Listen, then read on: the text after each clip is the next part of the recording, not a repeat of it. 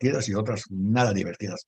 Pero en fin, vamos a empezar con la sección de los judíos del mundo. Ya saben, Claro. la sección en la que queremos que escuchen ustedes historias de judíos destacados en todo el mundo para terminar con la idea esa de que todos los judíos destacados tienen que ser israelíes o todos los israelíes tienen que ser judíos destacados. Claro que hay judíos destacados en Israel, también hay no judíos destacados en Israel, y ahora ya sabemos que también hay judíos destacados fuera de Israel. ¿De cuál Israel? Claro que vamos a hablar en un momento más, acabando las efemérides. Vamos a hablar de Israel, de lo que está pasando y del toque mágico que tienen tanto los israelíes como los palestinos para echar a perder buenas oportunidades. Pero en fin, vamos a hablar primero de un hombre que usted nunca ha oído, Mel Zuckerman. A lo mejor Zuckerman, sí, pero de Mel Zuckerman usted nunca ha oído hablar nada. Mel Zuckerman nació en Nueva Jersey, pintaba casas, no, eh, sus papás exigían que estudiara y que trabajara, nada especial. Y entonces pues, Mel Zuckerman, que era medio gordito, decidió que tenía que ponerse en forma. Yo debía haber conocido a Mel Zuckerman. Y bueno, Mel Zuckerman abrió un gimnasio chiquito para él mantenerse en forma y lo hizo en Tucson, Arizona. Imagínense, de todo el mundo, ¿en dónde iba uno a pensar que alguien iba a abrir un gimnasio para mantenerse en forma? Quienes conocen Tucson, Arizona, deben de saber que Tucson, Arizona, solo es comparable pues, a Tucson, Arizona. En fin, en Tucson, Arizona, el señor abrió un gimnasio, uno, en Canyon Ranch. Es una calle grande que hay ahí, puso su gimnasio, todo iba muy bien y de pronto resultó que él empezó a mezclar su gimnasio con comidas y menús y bajas calorías y voltéate unos años después y resulta que Mel Zuckerman tiene la cadena de gimnasios más grande de los Estados Unidos y que era feliz, lo que lo hacía más feliz era ver a la gente que salía de su gimnasio en buena forma física después de haber entrado como él había entrado. Y creó la red de gimnasios nutricionales o de salud, o lo que queramos llamarle, más importante de los Estados Unidos. Bueno, alguien que iba exactamente en contra de Mel Zuckerman, por llamarle de alguna manera, pero que también fue extraordinariamente exitoso y famoso, fue Leroy Rafael. Yo jamás había oído hablar de Leroy Rafael y por consiguiente me asumo que ustedes tampoco habían oído hablar de Leroy Rafael. Entonces, mientras me bloquean ahí al Michael, sería bueno, o a quien está metiendo el ruido, voy a hablarles quién es Leroy Rafael. Leroy Rafael, yo creo que Leroy Rafael ese estaba en Nueva York, Nueva Jersey, y en 1964 lo llevaron a McDonald's y le gustó mucho McDonald's, pero Leroy Rafael decidió que no le gustó mucho, debería ser un poco más elegante con el asunto, o con poco, dije poco. Y entonces, ¿qué hizo Leroy Rafael? Bueno, pues Leroy Rafael, cuyas iniciales son, bueno, de la familia RB, los Rafael, RB, Rafael Brothers, pusieron un restaurante RB, en inglés es RB, y RB se convirtió en Arby's, la primera cadena de comida fast food, que era un poquito arribita de la calidad de fast food, y creó un imperio que posteriormente fue adquirido por Royal Crown. Leroy Rafael fue famoso por los donativos que hizo su cadena a programas nacionales en Pittsburgh, a homeless de Pittsburgh y a programas en Yiddish en la región. Vale la pena destacar que no voy a decir un imitador porque no tiene nada que, no imitó, pero llevó al siguiente nivel que llevó al siguiente nivel esta idea de crear una cafetería, un restaurante, un fast food. Bueno, es un mexicano realmente, Luis Schneider, quien inventó Linis. Linis en México, no yo sé quienes lo recuerdan, era la mejor cafetería que había. La teoría cuando la inventó era crear una cafetería donde hubiera una mezcla de deli, carnes frías seleccionadas y carnes calientes también, y un buen menú y buen café. Era el único lugar que vendía cafés capuchinos en ese entonces. Y, y fue muy exitosa. Y después, bueno, pues después como todo pasa, se fue cayendo un poco en desuso y se fue perdiendo, pero también tuvo la invención, la imaginación y la capacidad de crear algo que todos los demás no vimos, no se nos ocurrió o no teníamos la capacidad de organizar, pero sí de disfrutar. Así que Luis Schneider sigue vivo, su familia, buena parte de su familia está en San Diego y a todos los mandamos saludar y felicitar por las ideas de Luis, por la buena idea de Luis. Eh, y para ver, ya sabemos lo que va a pasar en muchos años, se va a recordar como, bueno, no, porque ya desapareció Linis. A lo mejor Luis todavía nos está escuchando y quiere empezar una nueva cadena, más un Linis nuevo surgido desde los Estados Unidos, a lo mejor esta vez. No sé, ahí le dejamos la idea porque nosotros seríamos incapaces de hacer eso. Pero bueno, ya que estamos recordando a estas personas, a estos triunfadores judíos que no son israelíes, ¿qué les parece si nos pasamos a las efemérides? Porque hoy tenemos efemérides por Pesach. Bueno, y no por Pesach, porque las efemérides son las efemérides. Pero vamos a empezar recordando qué es Pesach, porque a mucha gente se le olvida. Primero, si usted tuvo un Seder de Pesach, deberíamos hacer una encuesta de saber cuánta gente de la que nos escucha tuvo Seders de Pesach y cuántas horas duraron los Seders de Pesach. De la gente que yo conozco, la mayor parte de los Seders de Pesach se juntan, sacan un montón de comida, hacen una broje cuando mucho y bla, bla, bla, bla, bla, bla, bla, bla, bla, bla. Ay, macho, ay, que no me gusta. Bueno, adiós, adiós, y se acabó. Hay gente que sabe sacarle mucho más jugo a estas reuniones. Nuestra corresponsal en Francia, nuestra representante, nuestra mejor cara en Francia, Rosemary Sampson, dijo, se fue a un Seder con unos Lubavitch de hueso colorado y casi se echó toda la noche en el Seder, porque como hay que discutir, la idea de un Seder es, del orden es discutir, comentar, etcétera, pues estos se dan rienda suelta y se avientan toda la noche. Así que entre los Seders que tenemos por un lado y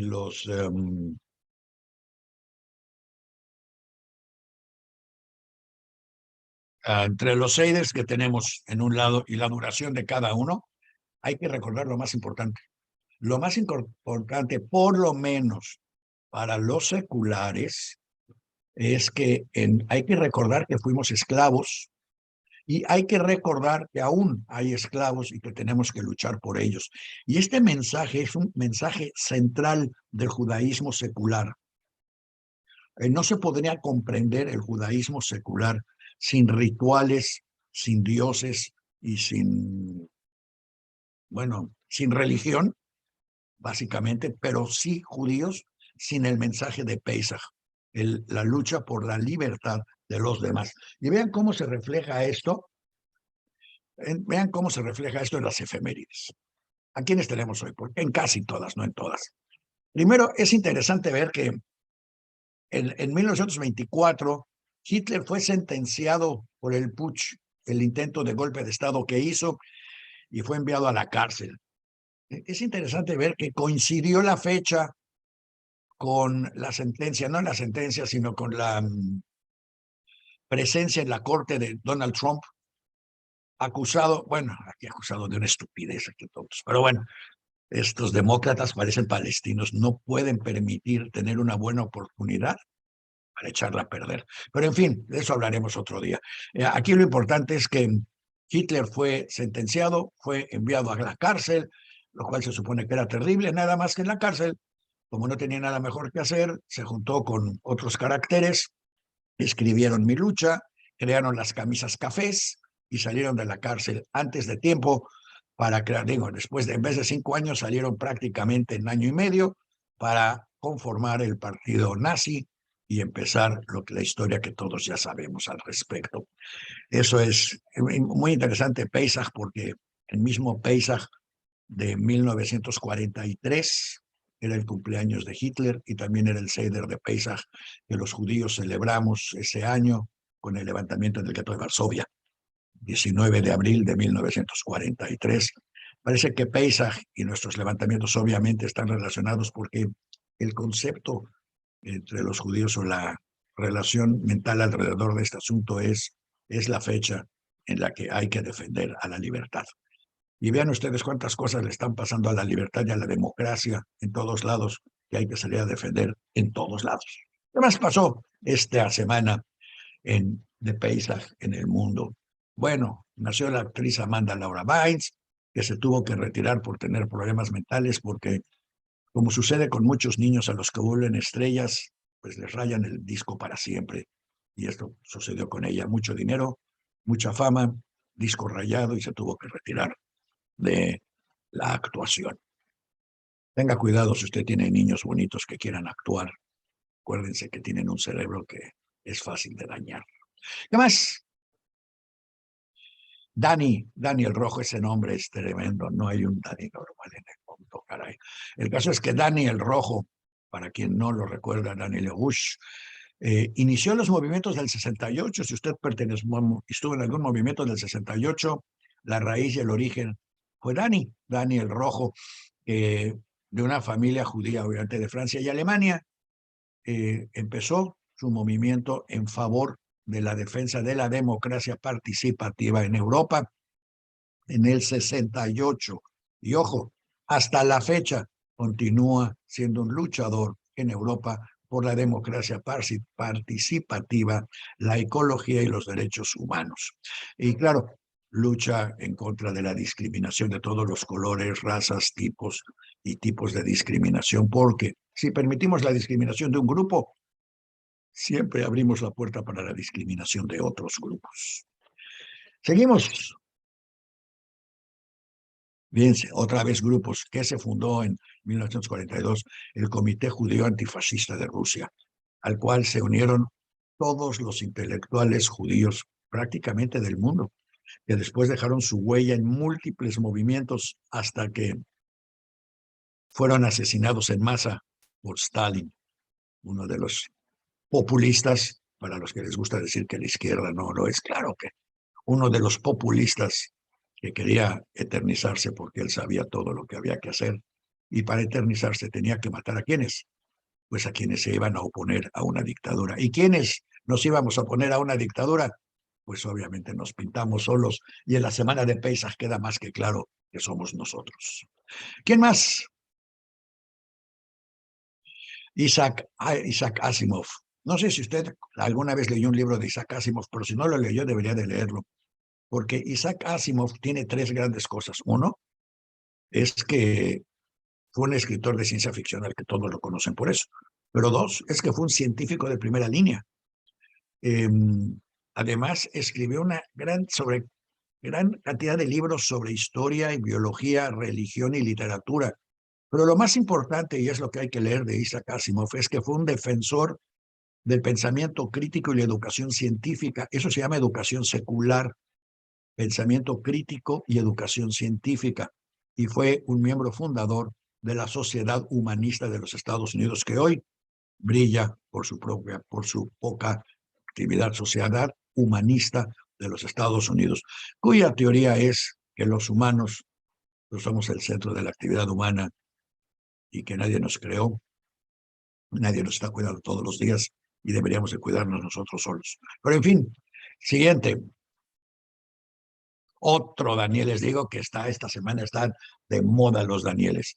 Daniel Ellsberg, en Estados Unidos habrá quien lo considera un traidor, sobre todo acuérdense que un traidor es siempre aquel al que los soldados no quieren porque les quita el poder, pero al que la sociedad debe de adorar porque les quitó el poder a los milites.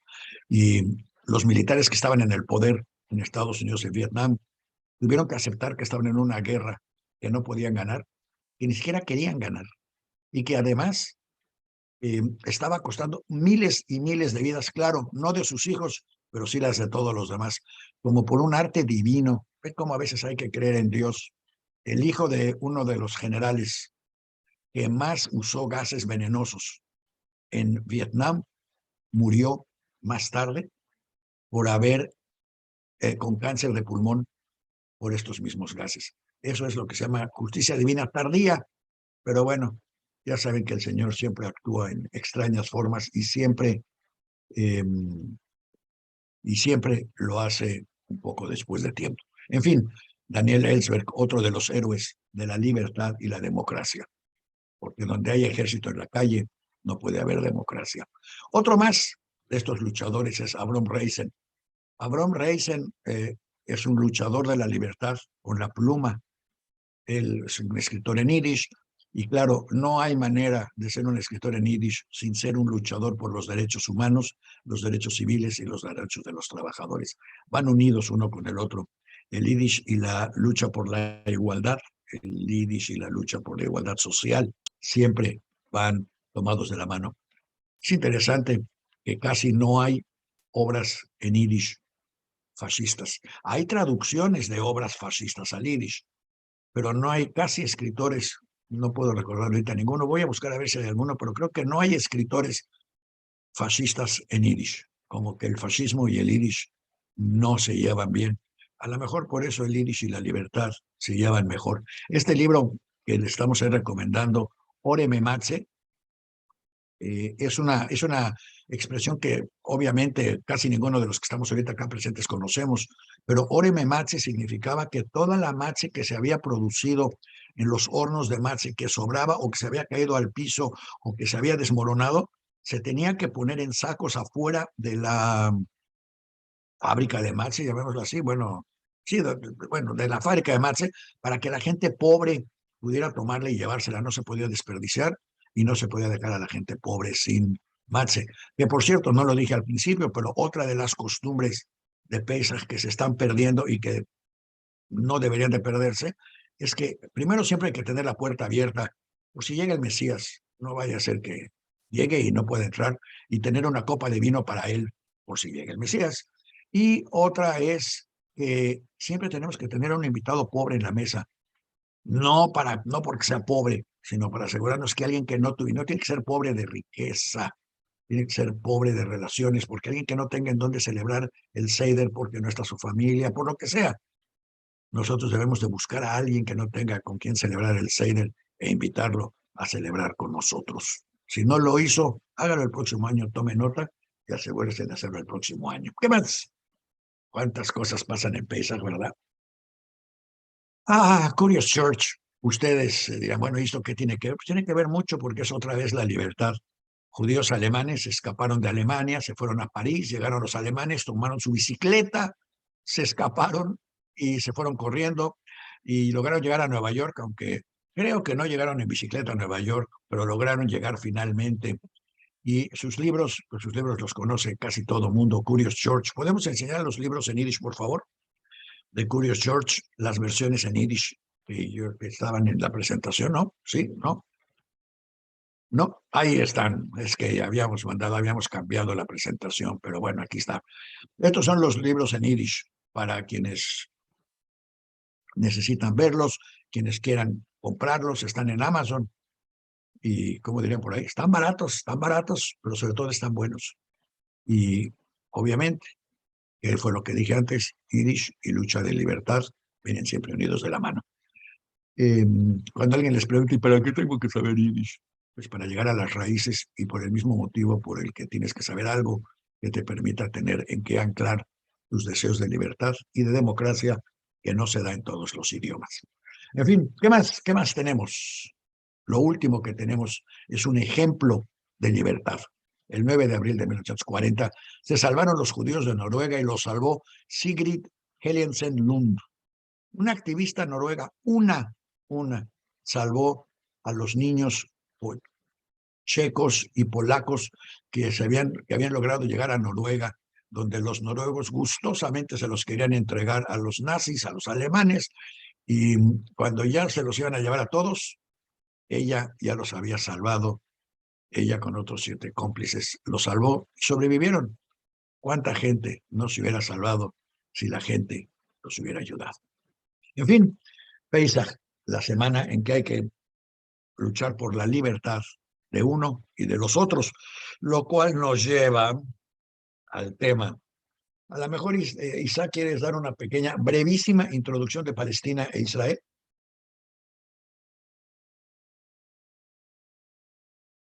¿A la una? Bueno, la voy a dar yo entonces. Esta semana, como era obvio, pasaron muchas cosas tanto en Israel como en Palestina. Voy a empezar por Israel, porque además en Israel pasan cosas que todos los que están en México pueden entender y relacionarse a ellas. Vamos a cambiar a la Suprema Corte. Tenemos que evitar que nos puedan quitar nuestros... tenemos que evitar que nos quiten nuestras leyes que pasamos que mis diputados que no tienen capacidad de raciocinio más que de dedo levantado prueben y nadie debe de cuestionarlas. Y claro, la última gran ley, vamos a crear la Guardia Nacional. Dígame. No, sigue, pero ahorita te digo y no tiene nada que ver lo que sucedió en Israel con la Guardia Nacional que aún no se crea. Bueno, vamos a ponerlo de esta manera. La primera pregunta sería preguntarse, ¿por qué alguien saldría en Israel con la idea de crear una Guardia Nacional igual a la de otros gobiernos populistas? Eso obviamente porque es la base populista. La segunda es, en un país donde hay menos habitantes que la Ciudad de México, ¿para qué necesitan una Guardia Nacional? Pues no la necesitan más que para tratar de defender a los mismos diputados o a los colonos o desarrolladores inmobiliarios que quieren tomar territorios ocupados y que el ejército a lo mejor no quiere ayudar.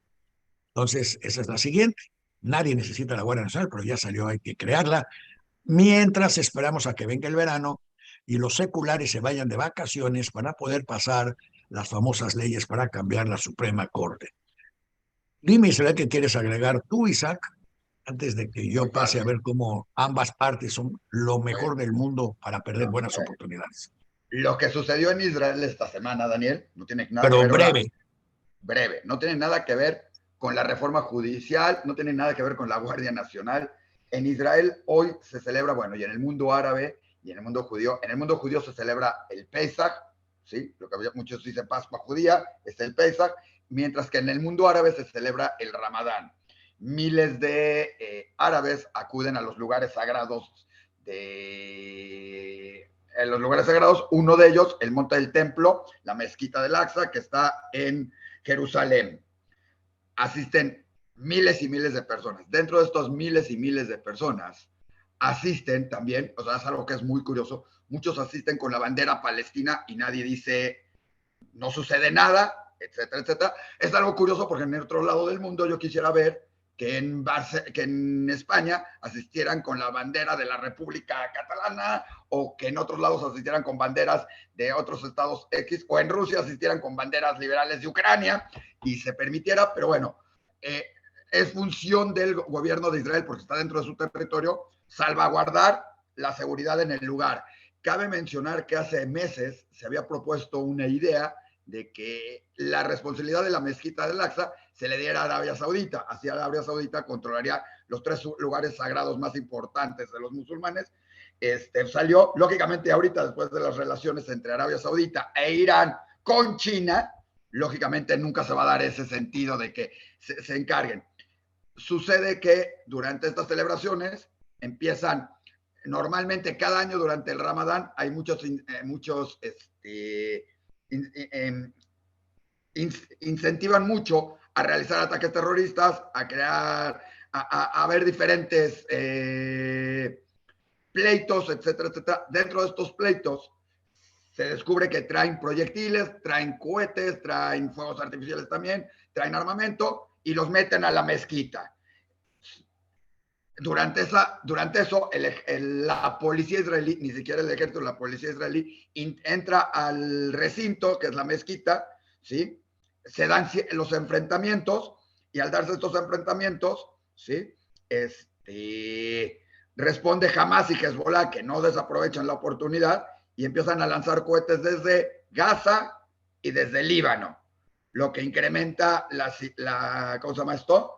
Pues la tensión en la zona. Israel responde en Líbano, Israel responde en Gaza, en Líbano principalmente con bombardeos, en las zonas desde donde salen los proyectiles que vienen y que tiene que de alguna manera evitar que lleguen a su territorio, y esa es la situación hoy en día aumentando. Lógicamente, gran cantidad de países del mundo rechazan los proyectiles de Líbano, muchos rechazan la reacción de Israel, ¿sí? Los países árabes lo toman como, vean lo que está sucediendo, Israel lo toma como estamos defendiendo tanto a los ciudadanos judíos israelíes que están en la zona con los cohetes, como a los propios ciudadanos árabes que asisten a la mezquita, ¿sí? Que son miles de miles. Dentro de estos miles y miles, un pequeño grupo reaccionario empieza con las con los problemas. Eso se da en muchos lados del mundo, en muchas manifestaciones, y sabemos que estos acaban siendo los que más llaman la atención y los que acaban provocando mayores problemas. No tiene nada que ver hoy en día con la Guardia Nacional, porque la Guardia Nacional no se ha creado. Se pasó la primera lectura, ojo, ¿sí? No se aprobó la ley, se pasó la primera lectura, que es como un premio para Ben-Gvir. No quiere decir, todavía existe la Corte Suprema, que esa es una de las cosas que podría evitar la Corte Suprema, que esa es la que quieren eliminar, como en otros países quieren eliminar y quitarle poder a quien controla al gobierno, y entonces ese es el... Pero curiosamente estas semanas, con PESA, con todo, y de acuerdo a lo, digamos, a lo que quedaron, otra vez, de acuerdo entre los diferentes partidos, fue que esta semana no se discutiría, no se hablaría más de la reforma judicial, se discutiría en petit, por decir, pero no va a haber ni a favor ni en contra. Curiosamente, otra vez, como hace unas semanas comenté, dije, algún líder árabe dijo que deberían dejar a los israelíes en paz y entonces no habría problemas. Curiosamente, ahorita que empezó el Ramadán, que empezaron estos problemas, que atacó Líbano, que atacó Gaza, ¿sí? Todos los partidos en Israel salieron a defender cualquier reacción que tenga el gobierno de Israel. No importa cuál sea, salen y van a defender lo que se tenga que defender, y nuevamente se vuelve a dar una unión que solo se da en estas situaciones. ¿Qué hubiera sucedido? Si no atacan, pues seguirían discutiendo a lo mejor lo que tú dices, los conceptos religiosos, la Guardia Nacional, esto. Hoy en Israel se siente otra vez una unidad en contra de estos ataques y todo. Y veremos que, ojo, esto no es de hoy. Cada año en esta época, ¿sí? Se sabe que con el Ramadán van a venir todos estos problemas, como hay la antifada en otro momento y todo lo demás.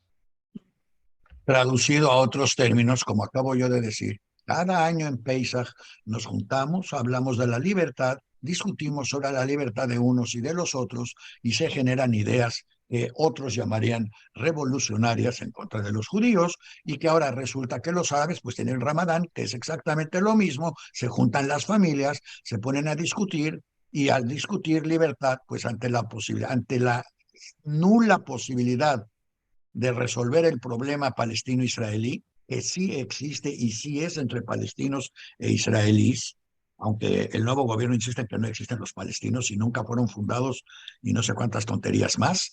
Eh, Esta es la semana en la que se junta la gente y se les vienen ideas a la cabeza. También hay que destacar que al mismo tiempo que la policía israelí estaba rescatando a los musulmanes de la mezquita, eh, había unos judíos que no lograron hacer nada, pero nada más tenían la idea de regresar a los mandatos divinos. ¿Y cuáles son los mandatos divinos? Los mandatos divinos, porque usted no lo sabe, se me olvidó decir que Pesach es una fiesta de la diáspora, no de Israel. Pesach se inventó fuera de Israel y es lo que unió a las comunidades fuera de Israel.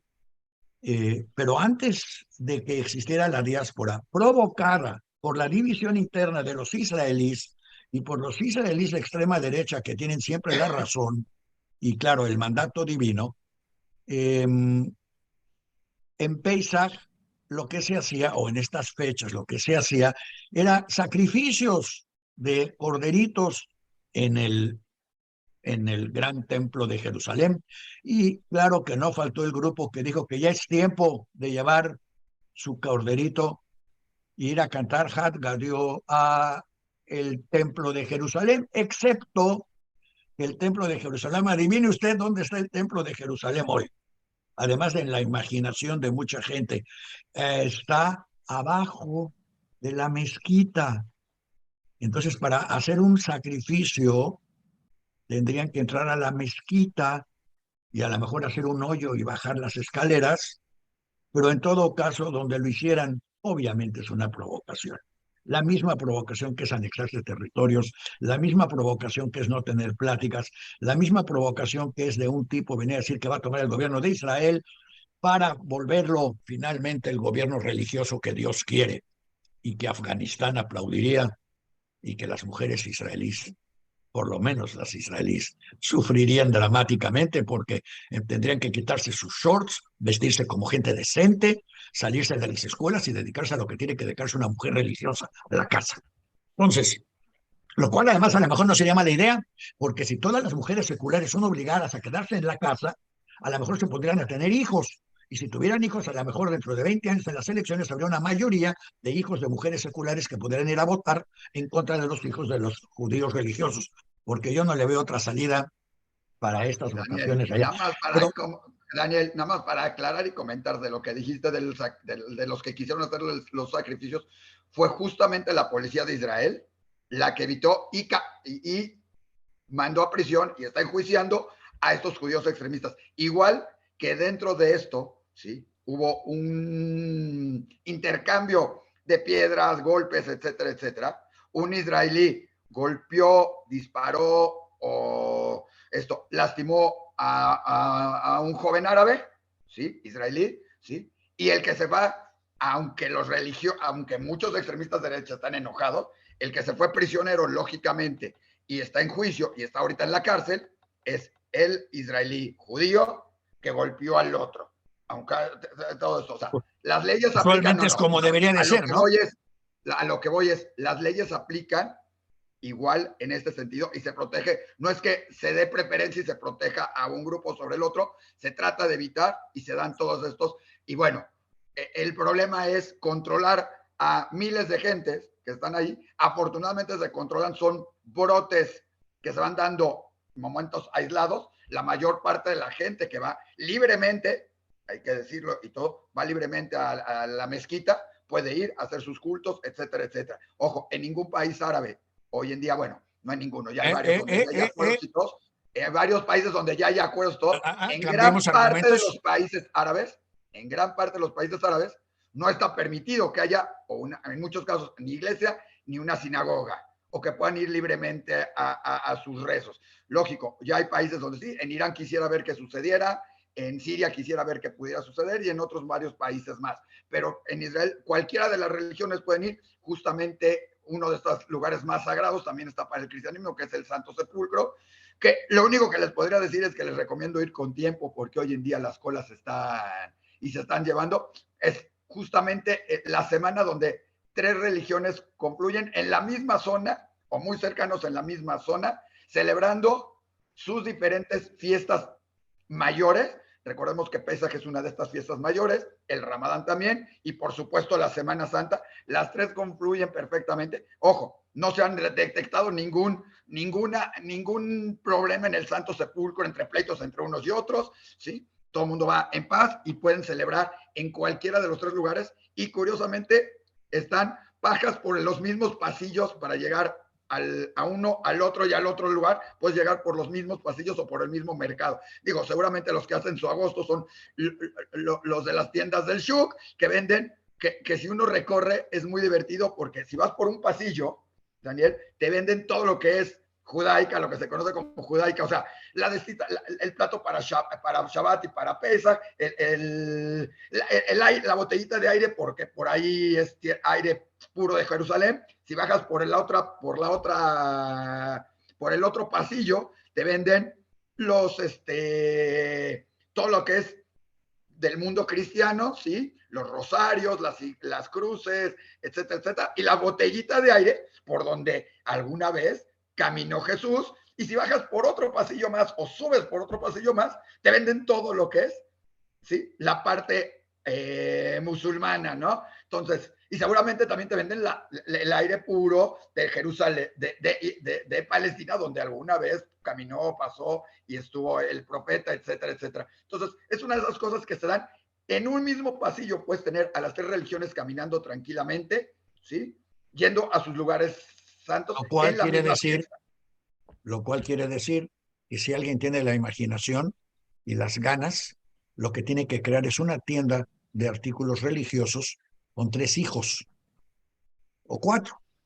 Uno que venda artículos judíos, uno que venda artículos musulmanes, uno que venda artículos cristianos y uno que venda artículos seculares para las visitantes a Israel y un quinto que venda algún sistema de Uber, porque yo creo que los estacionamientos en esa ciudad, que de por sí es una porquería para circular, debe de estar tremenda Daniel, esta semana. Así es que si tenía Daniel, planes de más viajar, tarde, ya es lo que hacen, ya es lo que hacen. Por eso te digo, hay 3 pasillos. Tú escoge el pasillo donde quieres ir de compras. Ojo, en el pasillo cristiano no vas a vender, ¿sí? Algo de Pesach. A lo mejor sí encuentras 2 o 3 cositas. Cada uno de los pasillos vende otras cosas de acuerdo a su mercado. Y por supuesto, Daniel, no hay mejor manera que llegar caminando. Primero, porque no puedes llegar. Y segundo, porque es imposible Jerusalén encontrar dónde demonios estacionarse, caminar por las calles. Y en estos días, todavía más, si calculas que hay miles de personas de las 3 religiones asistiendo a un espacio, yo creo que más chico que cualquier colonia de la Ciudad de México, que es la ciudad vieja de Jerusalén y el monte y todo, que es donde todo el mundo está confluyendo, llegando y pasando por ahí. O sea, creo que en pocos lugares del mundo podrías ver en una misma zona las 3 religiones al mismo tiempo celebrando, ¿sí? Entre comillas, en paz en la mayor parte de los casos. Desafortunadamente son miles y miles y un pequeño grupo. Siempre sabemos que cuando alguien hace algo malo o alguien crea problemas, se recuerda más ese pequeño grupo que puede ser una minoría, ¿sí? Que la gran mayoría que lo está haciendo, lo digamos, cual bien. Lo cual no quiere decir que si no hubiera un pleito eterno y si existiera la esperanza de una solución, las tensiones serían mucho menores. Pero en fin, yo dije al principio del programa que les íbamos a hablar de cómo los dos son perfectamente capaces de echar a perder una buena oportunidad. Los israelíes con sus nuevos asentamientos, sus intenciones de ya querer ir a hacer un sacrificio.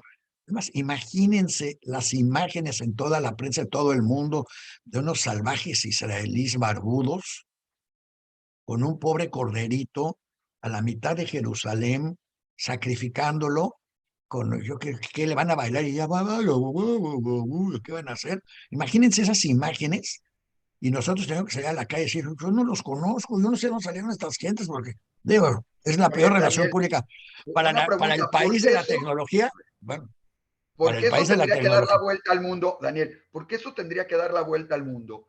Y las ejecuciones en Irán, No, no, también lo van a dar, ahí voy al otro lado. ahorcados como en los tiempos Sí, antiguos, ahorcados, simplemente por ir en contra del régimen de a Irán, ver, por manifestarse en contra, por defender la lucha, ojo, gran parte, sí, empezó hace tiempos, hace unos meses, cuando la policía de mató a Irán, una la niña, así es, policía de, ¿cómo se mató a llama? una niña que quería estudiar y por querer estudiar se la llevaron a Sí, la no, y cárcel. porque se quitó la burka. La policía Bueno, esta que es la que traía un poquito destapada la burka mal puesta, la mató pues esa, y esa empezaron imagen una ha serie de recorrido, manifestaciones. Y esa hoy en día, esa porque esas, imagen está en todo el mundo y ha creado movimientos en todo el mundo. pero hoy, hace esta semana, fueron ahorcados varios de los manifestantes colgados. O sea, Yo creo que esa eso no da la imagen de vuelta los al mundo. colgados, espérame, esa imagen de los colgados se perdió en 2 o 3 otros eventos, porque el mundo árabe también, igual que la derecha israelí, el mundo árabe no pierde la oportunidad de echar a perder una buena oportunidad. Si el mundo árabe se hubiera quedado sentado y no hubiera hecho absolutamente nada, hubiera dejado que los israelíes se siguieran agarrando de la greña, literalmente hasta matarse unos a los otros. Porque si usted conoce israelíes, esto no es un juego para Justo lo que ninguno de te, los dos lados. justo lo que te acabo de decir. Pero espérame. Entonces, ¿qué hacen? Vean todo lo que hizo el mundo árabe esta semana. Primero, Hamas llega y decide que ya no le gusta que el Líbano sea un país unido entre cristianos y musulmanes. Y por consiguiente, cambia el uso horario. Líbano, un país, si Israel es una carcajada de país en cuanto a superficie, bueno, Líbano es un pedazo de Israel. Y lo dividen. Imagínese usted, si está en México, la colonia Condesa tiene un horario y la colonia Roma tiene otro horario. Se imagina usted, cada vez que cruza, pues, ¿por dónde cruza? Cada vez que cruza entre Polanco y el otro, Mariano Escobedo, cambia su reloj. Y si regresa, pues tiene que volver a cambiar el reloj. Bueno, duró 3 días el experimento en Líbano, porque además se echó a perder porque nadie sabía qué horas echar las bombas. Ese es otro problema. Pongo la bomba con horario del lado derecho o del lado izquierdo, porque si lo pongo del lado del horario de la colonia Roma, en la colonia Condesa va a explotar a la hora equivocada y ya no va a tener efecto. Si es que tuvieron que quitarlo. Y luego se pusieron a disparar cohetes desde Líbano y desde Gaza, cohetes que no hacen nada o que hacen muy poco daño, pero que hacen mucho ruido. Y sobre todo que demuestran la incapacidad de estos animales de entender.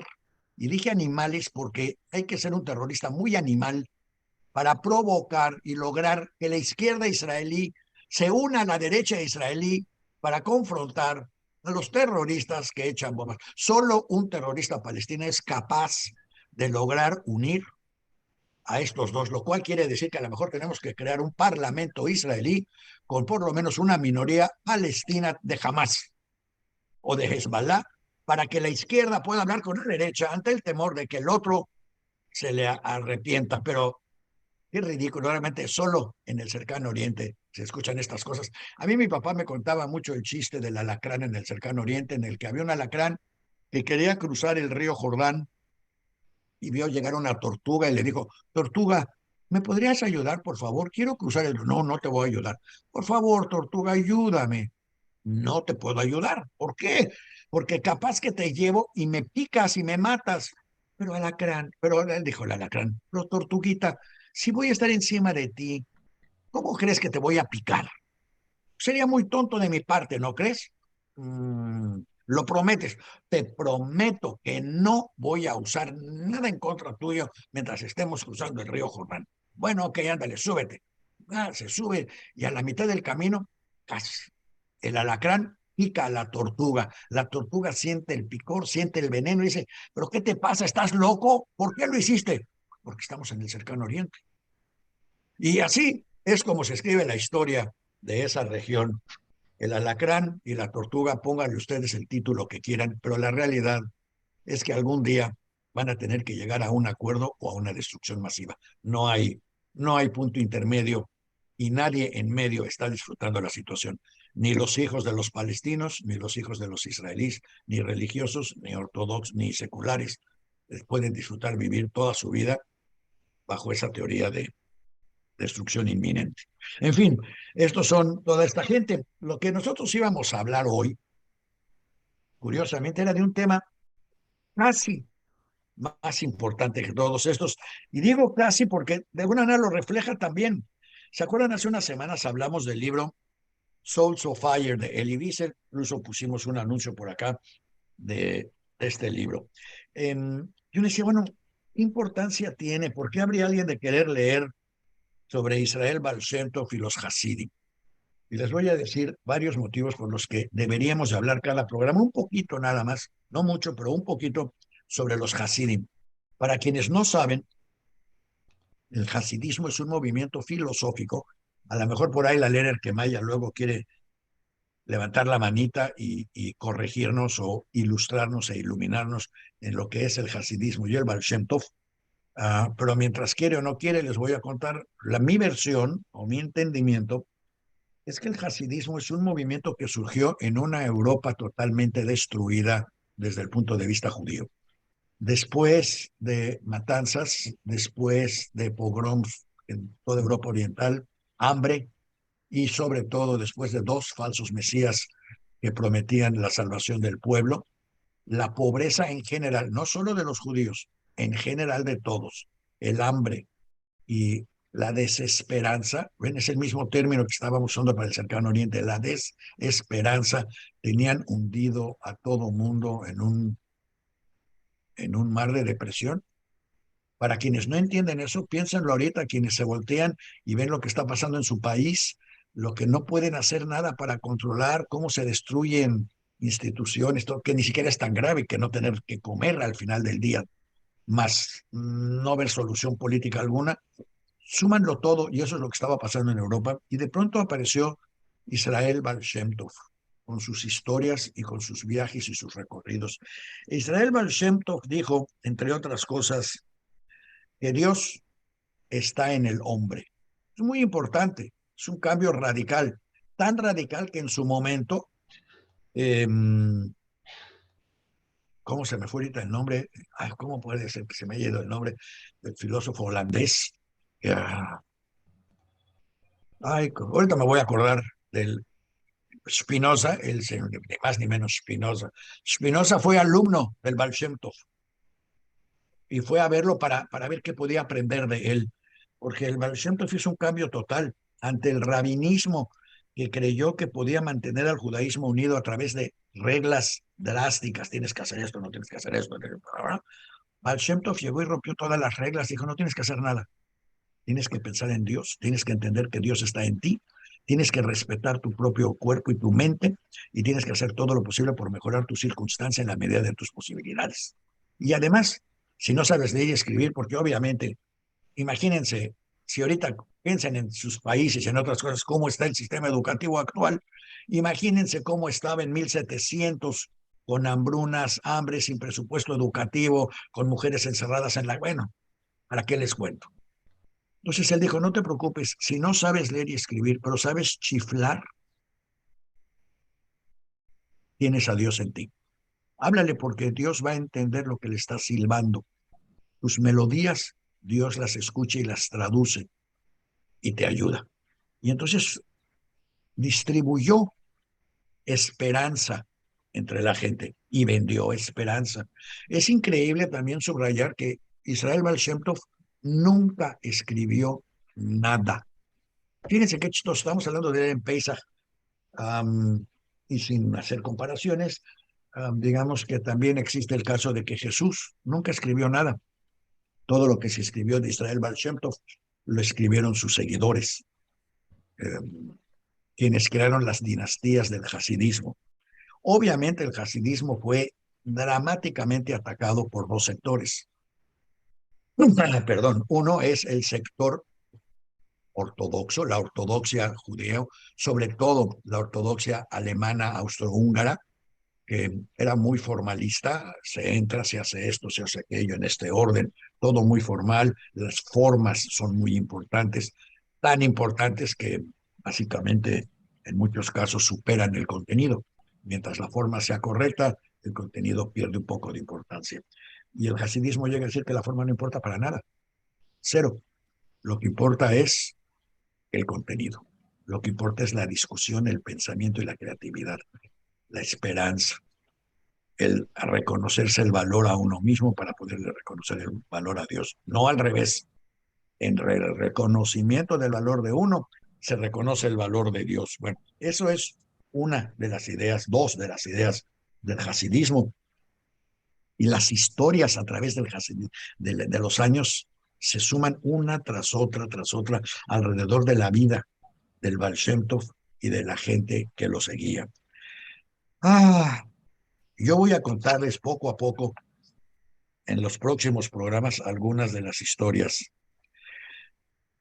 de cómo se fue creando el hasidismo, porque al final del día, el Seder de Pesach más importante de este año se llevó a cabo en Ucrania, en Kiev.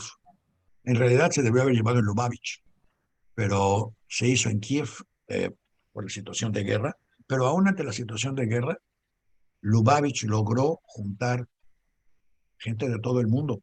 Yo llamo a Lubavitch la franquicia judía más exitosa. Y Lubavitch es una de las dinastías del hasidismo. No es el hasidismo. Definitivamente no representa a todos los hasidim, solo a una parte. Pero lo que es muy importante, y sobre todo en mi caso en esta presentación, esta introducción para lo que será el tema del hasidismo en los próximos programas, es que primero el idioma del hasidismo es el yiddish, y lo subrayo porque para quienes no conocen los idiomas, les voy a dar una pequeña introduccióncita. En hebreo, que es el idioma, parte del idioma de los rezos, porque la otra parte es arameo. Arameo es el idioma que hablaban los palestinos. Si existían, ya hablaban arameo. Parte de la Biblia está en arameo. El libro de Daniel está en arameo, por ejemplo, y otros están en hebreo. El caso es que palabras en yiddish, hay toda una serie de palabras, sobre todo en el yiddish hasídico. Hay una serie de palabras que es difícil o casi imposible de traducir. Por ejemplo, cuando en yiddish se dice hund, que es un perro, pues es un perro. En hebreo se le llama kelef. Kelef es un perro. Nada más que cuando en yiddish se dice kelef, se está hablando de una bestia salvaje que, ya sea por su tamaño o su bestialidad, es peligrosísima y enorme. No puede haber una relación entre kelef y hund en yiddish. Pero si ya le dije kelef y yo hablo hebreo, pues tengo que decir Big Kelef, o sea, un Kelef grande, pero ¿cómo diferencio a la bestia del perro? Es muy difícil. Pero todas las palabras en hebreo introducidas al yiddish, el yiddish incluye palabras de muchos idiomas, igual que el hebreo, pero el yiddish en particular incluye muchas palabras del hebreo. Casi 20-30% de las palabras en yiddish tienen algún origen en alguna raíz hebrea o arameica. Y siempre que se usa ese término, debe de reconocerse que es un término superlativo, más allá de superlativo. O sea, cuando se dice Yontef, que viene de Yom Tov, de buen día, Yontef en yiddish es fiesta, no es cualquier día, no es cualquier fiesta, es Yontef. Cuando se dice Simjes, que es que nos veamos en alegrías, Simjes viene del hebreo, que significa alegría, pero en yiddish Simjes significa con muchas alegrías, pero una gran alegría, no nada más de buenas. Para eso hay palabras en yiddish. Y entonces, a lo largo de lo que vayamos viendo del hasidismo, vamos a ir usando estas palabras. Les recuerdo, yo les voy a subrayar cuando la palabra sea de origen hebraico, para que entiendan que implica un superlativo enorme que no se da dentro de los términos que el yiddish tiene, ya sea de yiddish o de cualquier otro idioma. Yiddish también tiene muchísimo de español, romance más bien, latín, romance y otros idiomas. En fin, en el próximo programa, porque se está acabando el tiempo, obviamente, en el próximo programa, además de que vamos a hablar un poco sobre algunas de las anécdotas, porque repito, de Baal Shem Tov solo hay anécdotas y todas son tan biográficas como uno las quiera creer. Es más, sus discípulos se hacían famosos por decir que creían en las teorías o en los eventos más extraños que se pudieran creer. No hay, no hay absolutamente ningún documento, ninguna firma, ninguna prueba que demuestre la existencia irrefutable ni del Baal Shem Tov, ni de cómo era, ni de sus escritos. No la hay. Pero tampoco hay ninguna duda de la existencia del Baal Shem Tov, gracias a todo lo que dejó y a la herencia que dejó tras de sí. Y el Baal Shem Tov, por consiguiente, cuando uno deja todo esto hablado, pues deja distintas interpretaciones para que los tomen. Dime, Ronnie, espérame. Entendamos que... Espérame un segundo. Te esperamos, dime. No era para ti. No era para ti. Perdón, bueno, entonces seguimos entonces. Entendamos que el Baal Shem Tov es contemporáneo de Voltaire, de Kant, como ya dije, de Spinoza, de Diderot. Mientras vayamos hablando del Baal Shem Tov, curiosamente vamos a ir hablando al mismo tiempo de lo más importante de la filosofía humanista y secular de los siglos XVIII y XIX y XX, porque fueron avanzando de la mano en direcciones opuestas, curiosamente, pero juntitos, uno daba un paso acá, el otro daba un paso para allá, e iban avanzando, respondiéndose uno a los otros Y les dije, Spinoza específicamente fue, de eso sí está documentado, fue a encontrarse con el Baal Shem Tov para escucharlo y ver qué aprendía. No les voy a decir lo que aprendió, porque nos perdemos el chiste, pero lo que sí es importante es que también vamos a aprender cómo se dio la selección de las dinastías hasídicas, porque ahí sí, como dirían hoy, fueron por encuesta popular, o sea que el Baal Shem Tov decidía quién sí y quién no, y quién iba a ser el siguiente y quién no. Entonces, vamos a hablar la próxima semana de las corcholatas del Baal Shem Tov y cuál fue la que se quedó con la presidencia del hasidismo y por qué. Porque casualmente quien se quedó a cargo del hasidismo llegó un momento en su vida que dijo, ¿qué pecado cometí para merecer esta posición? Porque ni tengo la inteligencia y mucho menos los conocimientos para estar en esta posición. Por favor, alguien que me explique si lo que estoy pagando en vida se me va a retribuir cuando muera yo, porque esto es imposible. Y eso lo dijo quien siguió al Baal Shem Tov y quien creó las bases realmente sociales para el crecimiento y la expansión del hasidismo en todo el mundo, que era el Maggid de Meserich. Y luego vamos a ir conociendo a todos los Maggids, los discípulos y todo lo demás. Esto va a ser como una nueva Biblia para quien quiera tomarlo en otro aspecto, la Biblia del hasidismo, irla conociendo, porque muchas de sus ideas yo no comulgo necesariamente con sus formas, pero admiro tres cosas de los hasidim que a lo mejor habrá quien esté de acuerdo conmigo. Uno es que son tremendamente congruentes con lo que dicen a cualquier costo. No acomodan sus creencias a la realidad externa, lo cual no siempre es muy sabio, pero bueno, eran los hasidim los que se paraban en un tren y decían, si Dios quiere que me muera, pues me voy a morir. Yo no estoy de acuerdo, yo creo que había que tomar las armas, pero por lo menos los hasidim creían en Dios dramáticamente. Si Dios los traicionó o no, pues es otra historia.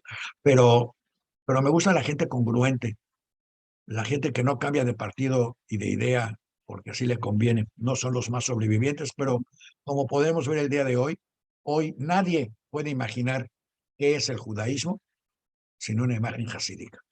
Que además era lo antijudío, por lo menos para los judíos seculares y los judíos europeos, no había peor imagen, una imagen más molesta que la de un Josid. Si usted quería hacer enojar verdaderamente a un judío alemán o austrohúngaro, vístase de Josid, y eso lo sacaba, pero porque era el rompimiento total. En esta misma época, los judíos alemanes dijeron, hay que ser judío en la casa y alemán en la calle. Hay que cortarnos las pelles, las barbas, todas estas cosas. Hay que ser alemanes, hay que vernos como alemanes, hay que hablar alemán. De aquí viene mucho del desprecio hacia el yiddish, del desprecio hacia la cultura popular, porque nos hacíamos notar. Y el hasidismo no solo se hace notar, son tremendos, se hacen notorios. Si usted va caminando en una calle y se los encuentra, le piden que rece con ellos, aunque no sea judío. Son extraordinarios realmente lo que han logrado, y lo que han logrado en Europa Oriental últimamente es ningún otro grupo judío lo había o lo hubiera podido lograr. Y por eso, después de esta demasiado larga pero breve introducción al hasidismo, les prometo que desde la próxima semana vamos a ir hablando primero de algunas de las memorias del Baal Shem Tov y luego de todas las dinastías que le siguieron: Berdichev, Belz, Lublov, Lubavitch, etcétera. ¿Y dónde están ahora? ¿Qué hacen? Y qué implican cada una de ellas. Así que, y por cierto, también subrayemos que uno de los mayores peligros hoy para la democracia israelí son, según yo también, muchos de los judíos, unas de las nuevas sectas de Lubavitch, o sea, una secta dentro de Lubavitch que dice que si tiene que escoger entre democracia y un israelí, un Israel judío, prefiere un Israel judío, cuando en realidad el centro de Lubavitch entiende que la democracia y el Israel judío van tomados de la mano, aunque no sea ese el centro de su concepción universal. Porque sin democracia automáticamente hay autocracia, y con autocracia automáticamente hay disidencia, y con disidencia hay separación y destrucción. ¿Qué es lo que pasa cuando no hay democracia? Pero bueno, Ya hablé yo mucho, como siempre, obviamente. ¿Alguien tiene algo que preguntar, agregar, comentar? Isaac.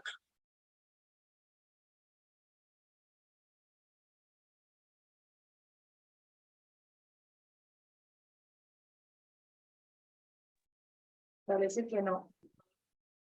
Muy Está bien. apagado tu micrófono, Isaac.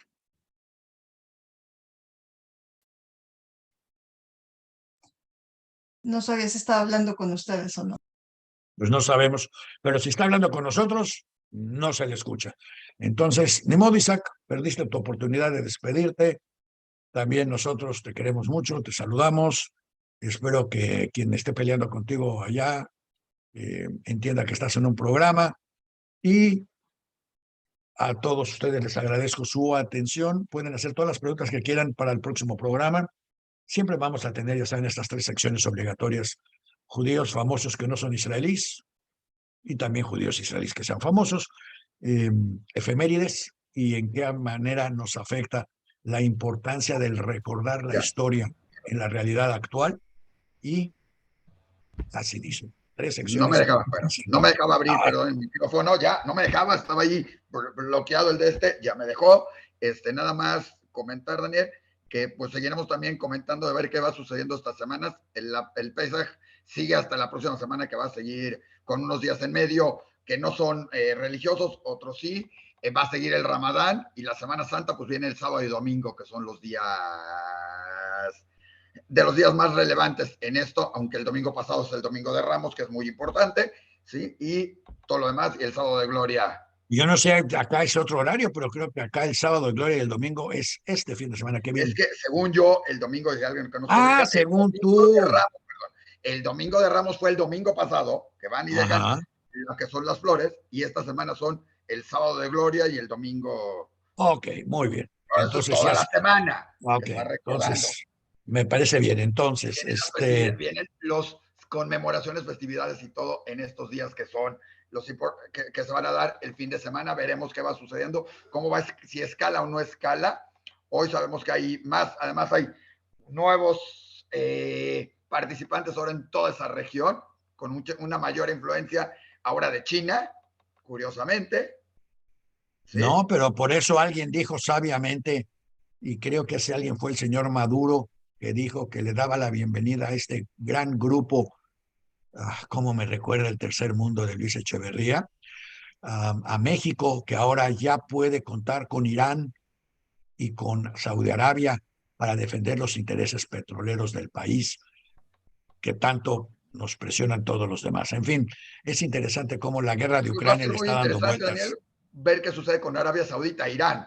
Dos países, bueno, no son dos países, dos culturas que han estado, que son la misma religión, con diferente visión e interpretación. Ni siquiera es otro Corán, ni siquiera es otra religión, es una diferente interpretación de ciertos conceptos de la misma religión, ¿sí? Y que han sido antagonistas y se han, durante N cantidad de tiempo, y ahora resulta son los grandes amigos. Y Veremos qué sucede. casualmente, ¿no es eso lo mismo que sucede entre los Hasidim y los ortodoxos y los conservadores y los reformistas, que usan la misma religión, con el mismo libro, con las mismas lecturas, al mismo Exacto. tiempo? Exacto.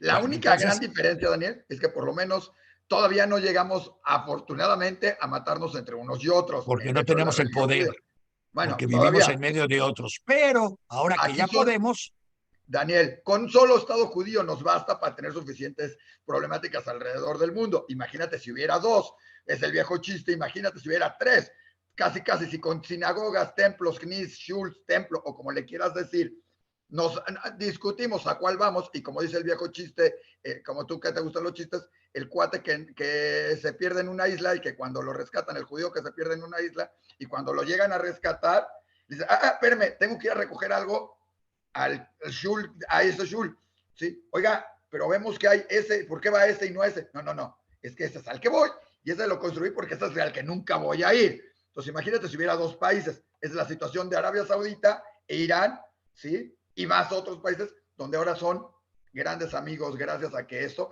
dejando fuera a Estados Unidos, que ahora entra a decir, bueno, ahora sí defiendo de Israel, hace una semana criticaba, y esta marabunta de cosas que veremos en qué acaba, incluyendo lo que tú dijiste, el juicio de Trump, porque aquí nada deja de estar ligado una con No, otra.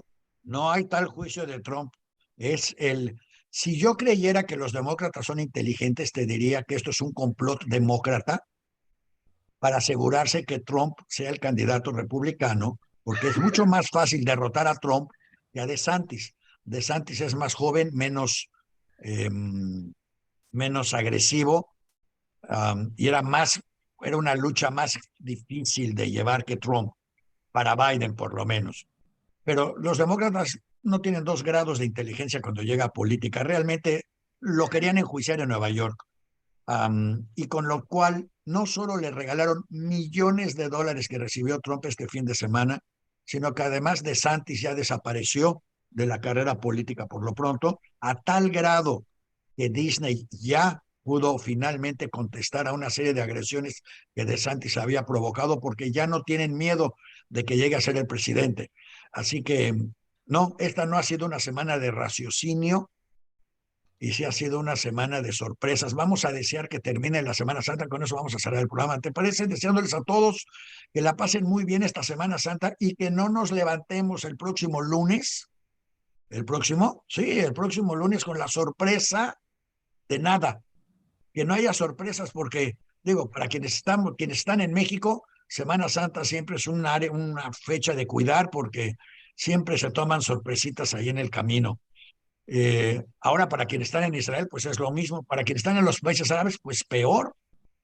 Así que esta Semana Santa esperamos que se cierre sin mayores sorpresas, que todo el mundo se acuerde de lo que se quiera acordar, que todo el mundo coma lo que tenga que comer. Y por cierto, si usted conoce a alguien de esos que les dicen que no les gusta el gefilte fish, díganles que no sea bruto, que lo cocine a la mexicana. Y va a ver qué sabroso es el gefilte fish a la mexicana. Es un poco diferente al gefilte fish europeo, pero que acá sí hay chiles y hay rajas y hay un montón de cosas que no había en Europa. Pero pruébenlo, gefilte fish a la veracruzana, y todos van a querer comer, todos van a decir, mamá, mamá, queremos gefilte fish. Y mientras te dejamos jugando con las luces de tu computadora, Isaac, les agradecemos a todos su presencia y esperamos que estén con nosotros la próxima semana. Muchas gracias y hasta la próxima semana, donde la Lener Quemaya va a estar con nosotros para luego criticarnos lo que dijimos o no dijimos. Y espero que así sea como siempre y por mucho tiempo más. Aguntef a todos y que sea una semana para quienes creen en cada una de estas cosas, que la pasen bien, y quienes no creen, pues no se quemen mucho en la playa, pónganse cremita para que no les queme el sol.